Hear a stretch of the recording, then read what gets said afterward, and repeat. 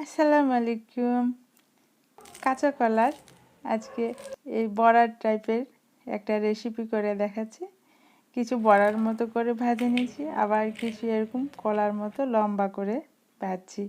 তো এই নাস্তাটা আশা রাখছি আপনারা কখনো খাননি, কারণ এটা আমি প্রথমবারই বানালাম আর আপনাদের সাথে শেয়ার করছি। তো কাঁচা কলার এই নাস্তার রেসিপিটা আমি কি করে বানালাম আসুন দেখে নিই। তো প্রথমে এখানে আমি চালের গুঁড়া নিয়ে নিলাম 5 চামচের মতো, আর কর্নফ্লাওয়ার দিয়ে দিচ্ছি 2 টেবিল চামচ। যদি আপনাদের কাছে কর্নফ্লাওয়ার না থাকে সেক্ষেত্রে আপনারা ময়দা দিয়ে নেবেন। স্বাদ মতো লবণ দিয়ে নিচ্ছি, আর দিচ্ছি চাট মশলা।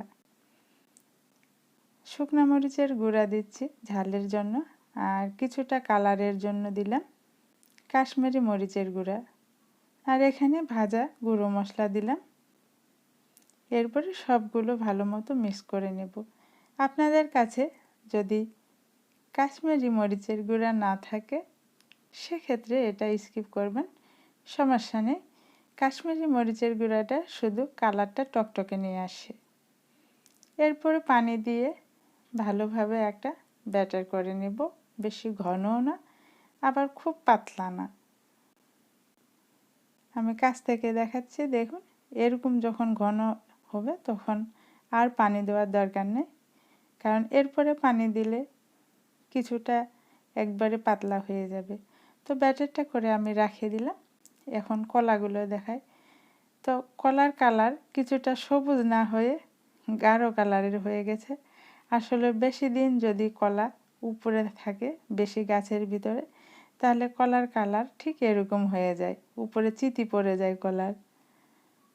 তো কলাগুলো আমি খোসা ছাড়াই নিব। আর এখানে অনেকগুলো কলা আছে, এতগুলো দিয়ে করব না, শুধু এখান থেকে আমি 4টা কলা এভাবে খোসা ছাড়াই নিয়ে নিচ্ছি। আর খোসা ছাড়ানোর পরে কলাগুলো ভালো করে ধুয়ে নেব। পরিমাণ মতো তেল দিয়ে নিলাম গরম হওয়ার জন্য। কিছুটা গরম হয়েছে, আর আগে থেকে ধুয়ে রাখা কলাগুলো এরকম চিকন করে আমি জালিটা দিয়ে কাটে নিচ্ছি। একটা কলাতে 2টো করে কলা নাস্তা এরকম আমি করে দেব।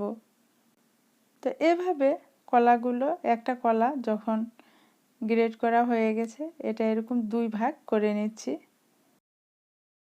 কলাগুলো ভালো মতো ভাজা না হওয়ার আগ পর্যন্ত যে কোনোখানে আপনারা একটার সাথে আর একটা কাছে ভিড়াই দিলেই জড়া লাগে যায়।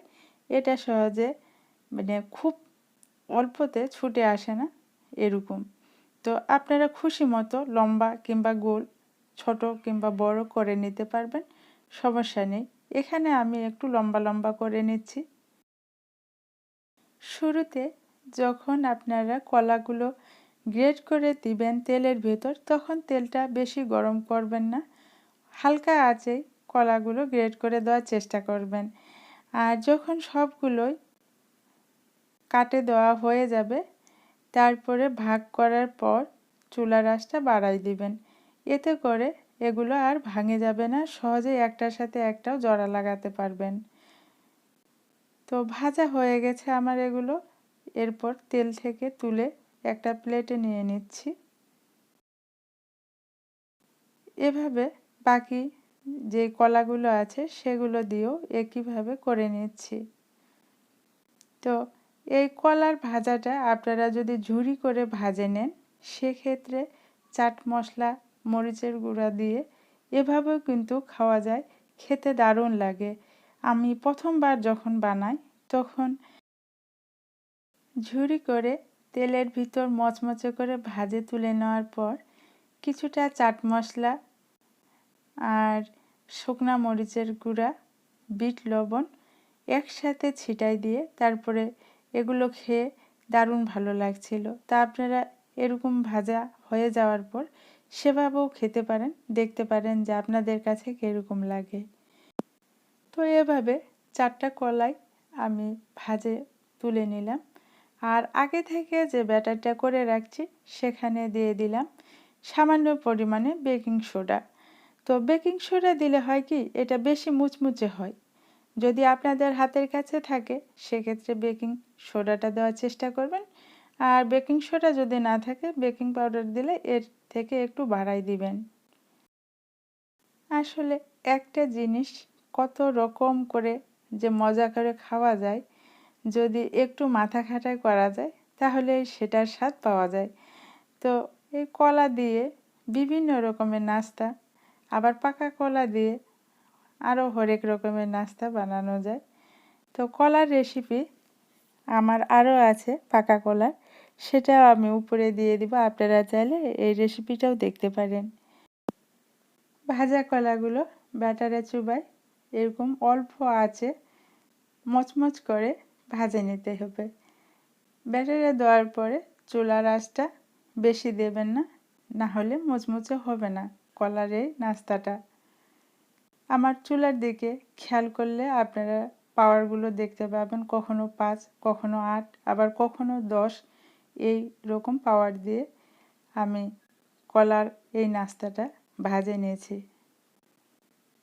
তো সবগুলো আমার ভাজা হয়ে গেছে, এরকম তুলে নিচ্ছে একটা প্লেটে করে, আর বাকিগুলো একইভাবে ভাজে নেব। তেলে ভাজে রাখা কলাগুলো সবগুলোই আমার শেষ হয়ে গেছে।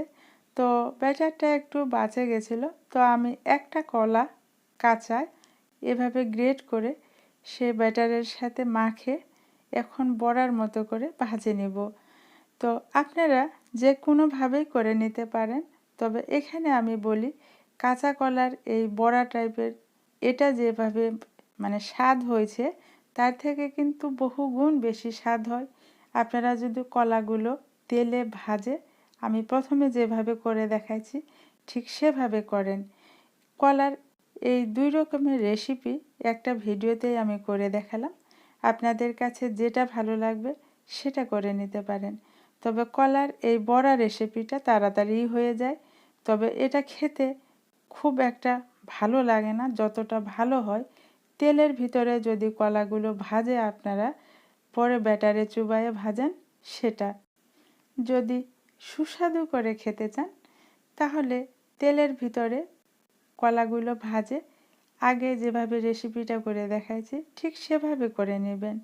আর যদি হাতে সময় কম থাকে, বেশি ঝামেলা না করতে চান, তবে আপনারা পরের যেটা দেখাইলাম বড়া টাইপের সেটাও করে নিতে পারেন। কাঁচা কলার কাঁচা শুধু আটার সাথে মাখে।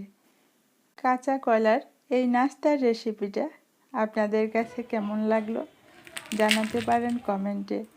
আর যারা এখনও আমার চ্যানেলটা সাবস্ক্রাইব করেননি, সাবস্ক্রাইব করে পাশে থাকার অনুরোধ রইল। সবাই অনেক অনেক ভালো থাকবেন। আল্লাহ হাফেজ।